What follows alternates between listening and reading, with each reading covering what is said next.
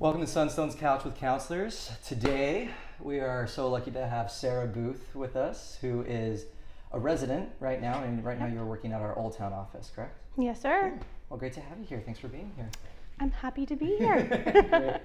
Well, one thing I wanted to ask is, we as therapists, we see a lot of clients, every day, and we have some time to think about them and to prepare for them. And I'm wondering, how do you go about preparing to see a client? Sure. So, as you might know and other people might not know, but as you know, I work with eating disorders and disordered eating. That's my specialty. So this might sound cliche for my specialty, but I make sure to eat. I make sure to have a meal. I make sure to have water, and that I am ready and prepared and focused and not paying attention to my body. So I really try to make sure that I give it what it needs. Yeah. Cool. So make sure that we're in good shape, ready to go. Yeah, because as counselors, we're really back to back all day, all the time, right? So we have to remember to schedule in breaks for ourselves. Sure. And sometimes I can get lost. So I really try to make sure that I schedule a break and that I can be focused and ready for my clients in that way.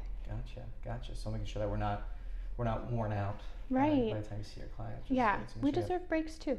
Definitely, yeah. And I think that kind of leads into another important element of being a therapist, also just trying to live a happy life, and that's this our methods of self-care, taking care of ourselves and making sure that there's gas in the tank and that we're running okay.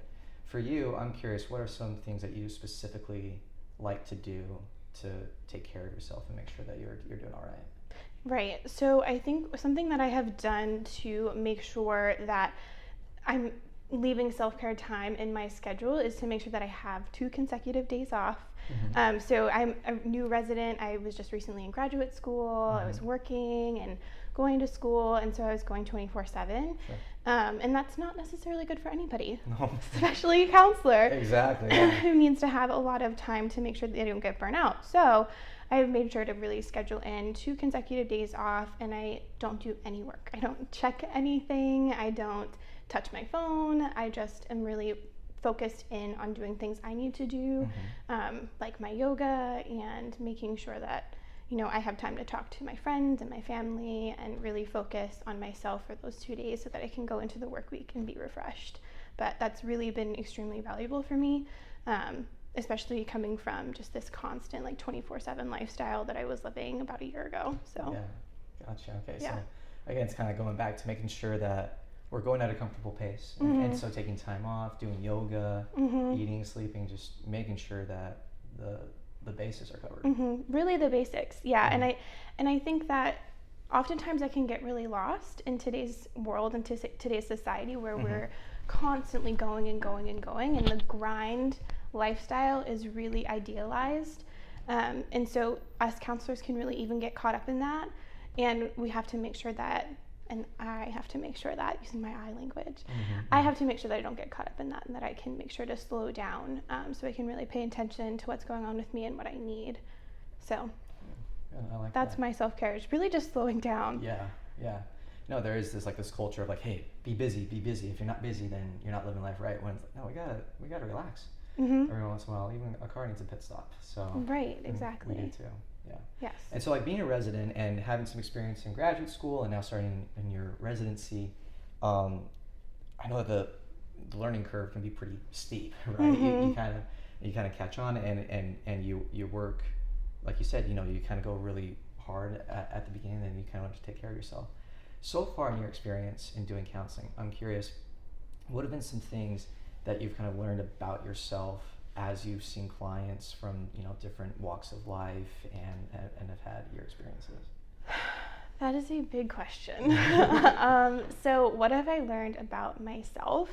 I kind of referenced one already, that the grind lifestyle has been really idealized in this society, and it's really deconstructing some of these really harmful societal mores that we're kind of taught. And so another one would be these diet culture and idealized bodies and things like that. So with my work with eating disorder clients and disordered eating and all of that, I've really also worked to deconstruct what I believe my body should be, and really gone through a lot of that work, and realize what kind of prejudices that I have held, and really have had to work to confront that and be real with myself. And so I can come into these sessions with these people and be like, you know what, I understand I have had to do this work too, because we all grew up in this culture, we all grew up in this society. So we're all experiencing this on some level, and really trying to meet that with empathy and understanding in my sessions is really important. So that's something that I've had to deconstruct within myself. Wow. Yeah. You like walk the path that you're helping your clients walk. Right, exactly. That's really powerful. Thank you for sharing that. Of course. Yeah, I never would want to ask my client to do something that I wouldn't do. Like, I would want to confront this. I would want to really look inside myself and do that self-reflection piece of, you know, what am I taking in from society into my own self, and putting all this pressure on myself for what reason? And because you're the one you need to please. Right. Wow.